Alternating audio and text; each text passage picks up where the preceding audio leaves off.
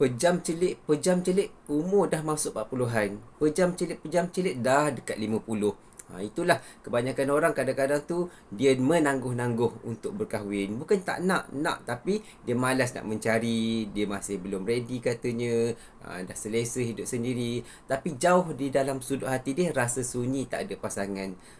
Jadi apa yang saya boleh kongsi kat sini, itu fitrah manusia nak ada pasangan hidup. Jadi berapa lama lagi anda nak tunggu? Kadang kita ni bukan tak mahu bahagia, cuma kita takut nak mula semula. Kita takut nak keluar dari zon selesa kita tu. InsyaAllah kat dalam Tia Jannah Dok Mai ni ramai sebenarnya yang baru move on, yang dah lama menunggu, yang dah lama mencari. Tapi mereka usahalah, mereka tak stuck dalam zon selesa ataupun tak stuck dalam dunia kemurungan. Mereka bangkit untuk mencari pasangan hidup dan juga serius untuk mencari pasangan. Dan juga kena fikir sampai bila kita nak melihat sahaja orang lain bahagia, ada anak-anak, ada pasangan. Mungkin salah seorang dalam Tia Jannah Dok Mai yang daftar hari ni, yang daftar minggu lepas adalah jodoh anda. So, bagi ruang, bagi peluang berkumpul kat dalam Tia Jannah ni, daftar dekat situ. Dan juga anda mungkin boleh jumpa dalam masa seminggu, 2 minggu, sebulan.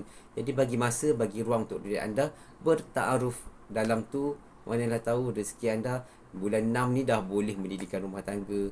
Tahun ni merupakan tahun terakhir untuk anda bergelar seorang single. InsyaAllah langkah kecil hari ni boleh mengubah hidup anda selama-lamanya.